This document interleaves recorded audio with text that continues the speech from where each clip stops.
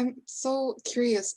Could you walk through your work processes, like how you manage your work schedules and how you do your work, like all of those that you explained just now? Yeah, of course. So from meeting a client, Hmm. um, we prefer to meet in person, but obviously doesn't make sense anymore.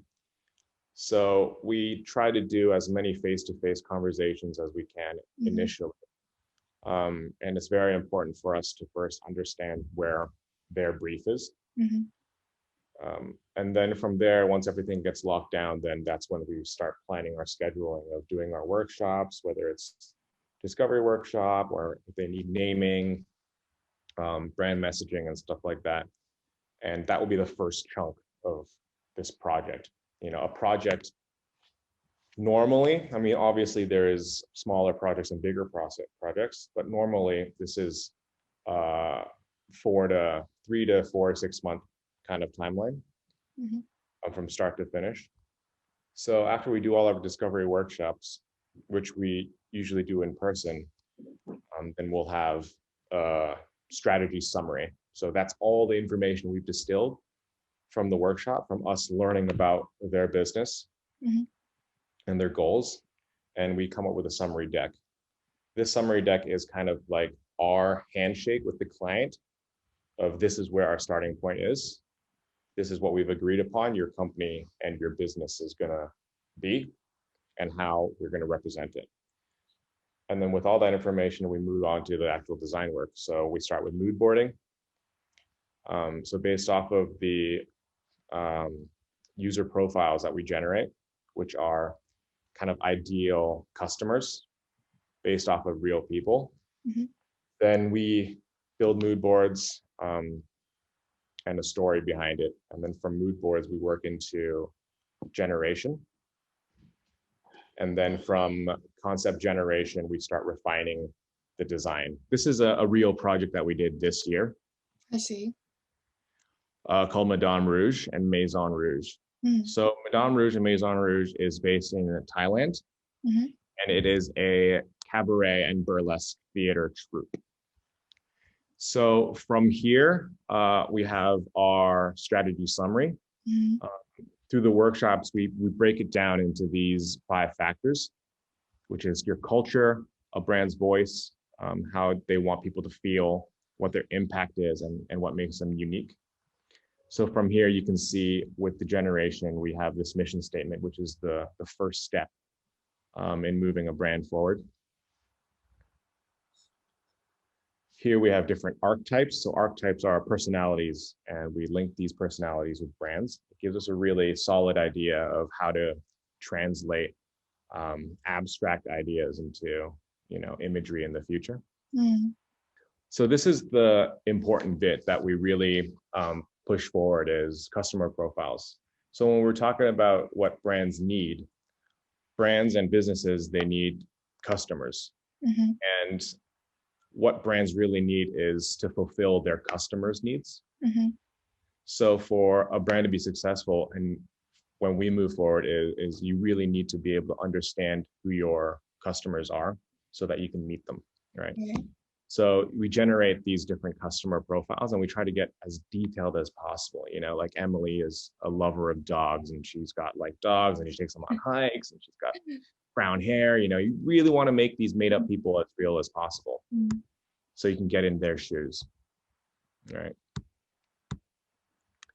And then we look at different priorities of businesses, right? So you have revenue priorities, awareness. So that's like marketing. Hmm. And they've got efficiency. So from here, we also are able to find how their operations work and then look at what they prioritize. And from there, we'll be able to see where some of the design opportunities. I see. So moving on to mood boards, from all this, based off of the mission statement, then we get a really good idea of how we want to visually interpret this. So this was the first mood board.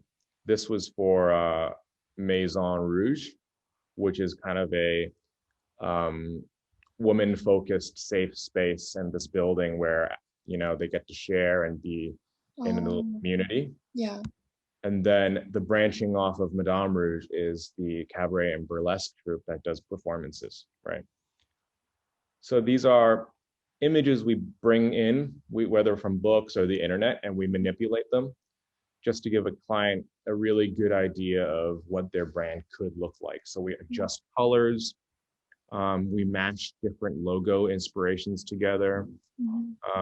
We do mock-ups, like these matchbooks and notebooks and stuff. We'll mock up found imagery on them just so that they get a general sense. So moving from there, we go into our sketchbooks and Illustrator. So Illustrator is a software we use a lot. I see. Illustrator and Photoshop. And this is when we start sketching. So I've got some scans here at the bottom of some typography, brought in some logo marks that I think I like the style of. And we do a lot of, variations of sketches. And then we'll mock stuff up. So here we're playing with iconography, typography, and script, different types of lockups, right? How things would look like on a darker background and on photography. And we start trying to realize that, okay, we've got this first concept here, we've got this idea, let's make them into things. What would a website look like? A business card, right? And posters. So this will then get given to a client in another PDF deck here, right? So this was the first round of design. So this all gets sent to the client, we present to them. So this was the first Madame Rouge logo. So we show the logos in white and black or black and white, just so you can see the different contrasts and applications.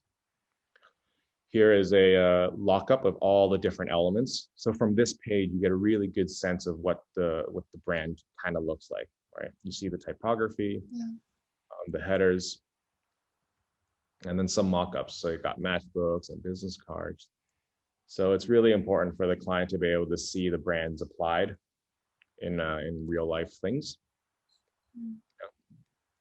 So all this gets sent to the client, and the client goes, oh, I hate it, or I love it, or I like this part, but not so much this part. And we take all this information down, and we move on to a second phase, right? The second phase is refinement. So refinement, it's kind of like generation. So for the client is, they like the idea of the logo, but it was a bit too abstract. So you just keep doing versions, right, until something sticks. So you can see here, we're trying to work with making a body for the head, right? What do burlesque dancers wear? And we interpret it into this iconography style. But it was really complex. So let's move to something a little abstract, and let's break it down. And you keep going and you go, that doesn't work. And you work with your team and they suggest maybe we should change the framing size and the framing shape. And you do that and you move that into something else. And, you keep interpreting it until you find something that fits and you're confident with it. And I don't actually remember which one was the final one. I think it was this. This was it. The idea is, cabaret dancers use these props that are fans, and we really like that, and we use that as a frame. So from there, you refine everything, and the client says, great, I love it. And then you start executing, and you'll print the business cards, you'll build the website, and after all that is done, then you've got a brand.